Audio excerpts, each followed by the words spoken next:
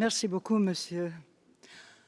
Monsieur Vice President, distinguished delegates, I'm grateful for the opportunity to address the Human Rights Council today, together with Dr. Susan Basile and Professor Monika Platek.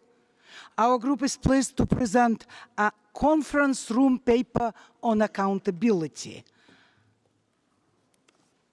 detailing options to counter the deeply ingrained culture of impunity in Belarus.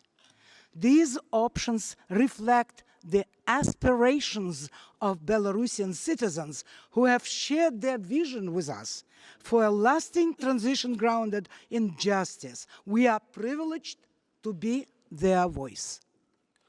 This thematic report was prepared in accordance with our mandate to recommend accountability measures aimed at ending impunity, addressing its root causes, and ensuring just, effective remedies and reparations for victims.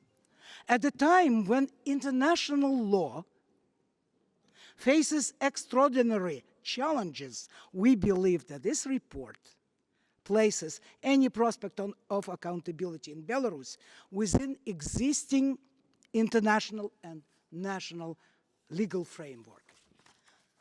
Mr. Vice President, since the 1st of May 2020, as we have repeatedly reported to this Council, thousands of Belarusians have been arrested and arbitrarily detained for exercising their rights to freedom of expression, opinion, assembly, and association.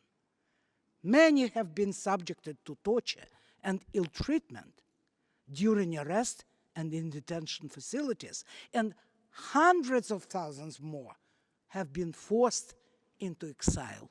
We have determined that some of these violations constitute crimes against humanity, specifically political persecution and imprisonment.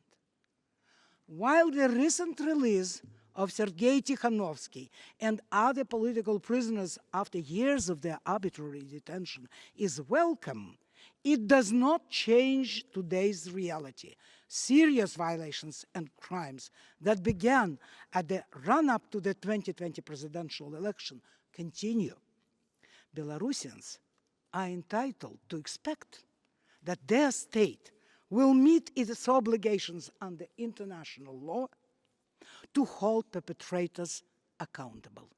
Yet Belarus has shown both an inability and unwillingness to investigate or prosecute international crimes. Since May 2020, there have been no genuine investigation or disciplinary proceedings against alleged perpetrators. On the contrary, officials allegedly implicated in gross violations have been promoted and even celebrated. At the center of this culture of impunity stands the President of Belarus.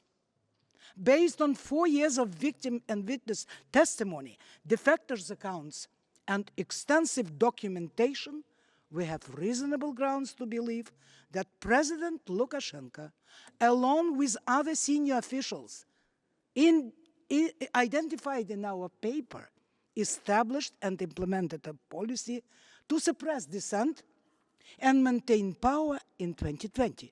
He exploited the state apparatus to preserve his authority and played a significant role in perpetrating these violations and crimes. With no credible prospect of accountability within Belarus, victims are turning to international community for responses. Domestic courts cannot offer reliable redress. However, states have acted through referrals to International Criminal Court, domestic investigations, diplomatic efforts, and targeted sanctions. Our paper also considers several additional avenues, such as interstate litigation before the International Court of Justice to establish responsibility for violating the Convention Against Torture. However, judicial measures alone are insufficient. Any effort to combat impunity must also guarantee victims' rights to truth, reparation, and assurance of non-recurrence. As detailed in our paper, comprehensive strategies are required to dismantle the system of repression and create a movement towards justice. Given the gravity of our findings, we strongly recommend that no business enterprise operating in Belarus maintain financial or economic ties with members of the security forces or with companies owned or controlled by them. This is especially critical regarding private military and security companies active in Belarus. Mr. Vice President, distinguished delegates, our group will continue to serve as a platform for truth and accountability for the victims in Belarus.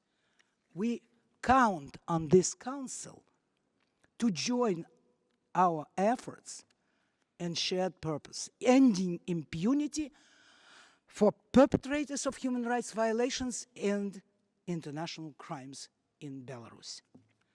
Let me now speak in Russian.